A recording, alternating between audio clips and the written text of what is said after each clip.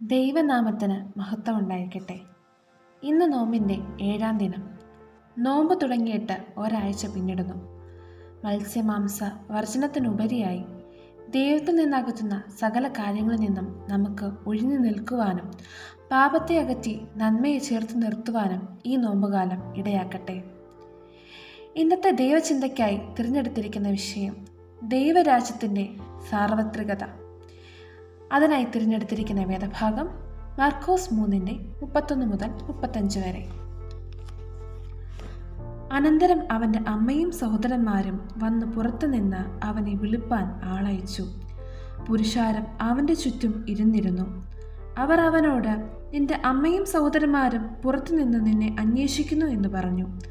അവൻ അവരോട്, എൻ്റെ അമ്മയും സഹോദരന്മാരും ആരെന്ന് പറഞ്ഞിട്ട് ചുറ്റിലും ഇരിക്കുന്നവരെ നോക്കിക്കൊണ്ട്, എൻ്റെ അമ്മയും സഹോദരന്മാരും ഇതാ ദൈവത്തിൻ്റെ ഇഷ്ടം ചെയ്യുന്നവൻ തന്നെ എൻ്റെ സഹോദരനും സഹോദരിയും അമ്മയുമാകുന്നു എന്ന് പറഞ്ഞു.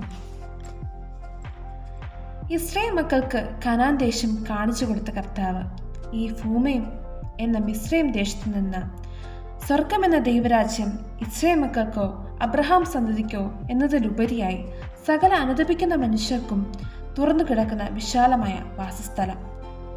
ആ വാസസ്ഥലം സകല ദുഃഖിതർക്കും പീഡിതർക്കും ജാതിമത ദേശ വ്യത്യാസമില്ലാതെ സകല മനുഷ്യർക്കും നീതി, സമാധാനം, സന്തോഷം എന്നിവ വാഗ്ദാനം ചെയ്യുന്നു.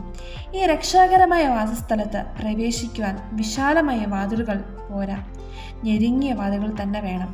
ആ വാതിലുകളുടെ കടക്കുന്നവരോ വളരെ ചുരുക്കം. മർക്കോസ് 3-ാം അധ്യായത്തിൽ യേശു ഒരു സമൂഹമധ്യയായിരിക്കുമ്പോൾ അവൻ്റെ അമ്മയും സഹോദരന്മാരും അവനെ കാണുവാൻ ആഗ്രഹിച്ചു. ഇത് യേശുവിനോട് പറഞ്ഞപ്പോൾ അവൻ, എൻ്റെ അമ്മയും സഹോദരന്മാരും ദൈവത്തിൻ്റെ ഇഷ്ടം ചെയ്യുന്നവൻ തന്നെ എൻ്റെ സഹോദരനും സഹോദരിയും അമ്മയുമാകുന്നു എന്ന് പറഞ്ഞു. നമ്മളൊരു ക്രിസ്ത്യാനി ആയതുകൊണ്ടോ ക്രിസ്തീയ അനുഷ്ഠാനങ്ങൾ ആചരിക്കുന്നത് കൊണ്ടോ നോമ്പ് വെറുതെ എടുക്കുന്നത് കൊണ്ടോ ദൈവരാജ്യത്തിൽ പ്രവേശിക്കുവാൻ സാധിക്കുന്നില്ല. യേശു എൻ്റെ അമ്മയും സഹോദരന്മാരും എന്ന ചോദ്യത്തിലൂടെ അർത്ഥമാക്കുന്നത് ഇതുതന്നെയാണ്. നമ്മളെല്ലാവരും ദൈവിക കുടുംബത്തിൻ്റെ ഭാഗമാണ്. ദൈവത്തിൽ വിശ്വസിക്കുന്നു എന്നതിലുപരിയായി ദൈവത്തിൻ്റെ ഇഷ്ടം ചെയ്യുന്ന വ്യക്തികൾക്ക് മാത്രമേ ദൈവരാജ്യത്തിൽ പ്രവേശിക്കുവാൻ സാധിക്കുകയുള്ളൂ. ദൈവത്തിൻ്റെ ഇഷ്ടങ്ങൾ എന്താവാം? ദൈവത്തിൻ്റെ ഇഷ്ടങ്ങൾ നമ്മുടെ ഇഷ്ടങ്ങളോടും താല്പര്യങ്ങളോടും സമന്വയപ്പെടുന്നുണ്ടോ? നിത്യജീവന് അവകാശിയാകുവാൻ എന്ത് ചെയ്യണമെന്ന ന്യായശാസ്ത്രയുടെ ചോദ്യത്തോട് നിന്റെ ദൈവമായ കർത്താവിനെ നീ പൂർണ്ണ ഹൃദയത്തോടും പൂർണ്ണ ആത്മാവോടും പൂർണ്ണ ശക്തിയോടും പൂർണ്ണ മനസ്സോടും കൂടെ സ്നേഹിക്കണമെന്നും കൂട്ടുകാരനെ നിന്നെപ്പോലെ തന്നെ സ്നേഹിക്കണമെന്നും പറയുന്നു.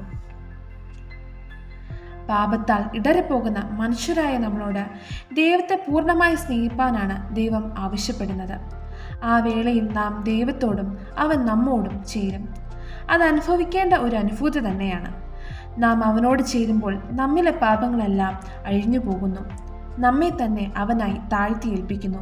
പിന്നീട് ദൈവത്തിന് ഇഷ്ടം ചെയ്യുന്നവരായി നാം മാറുന്നു.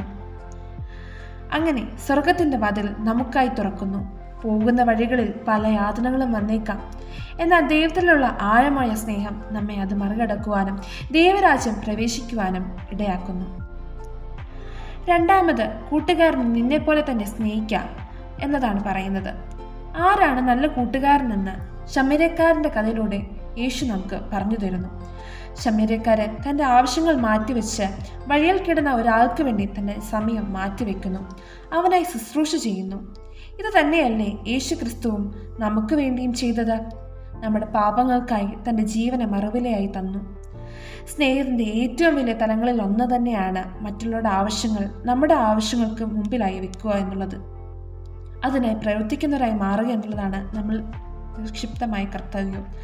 അങ്ങനെയുള്ളവർ ഈ കാലത്ത് ചുരുങ്ങി വരുന്ന വേളകളിൽ നല്ല ശമരിയക്കാരായി ദൈവേഷ്ടം ചെയ്യുന്നവരായി നമുക്ക് ഓരോരുത്തർക്കും മാറാം.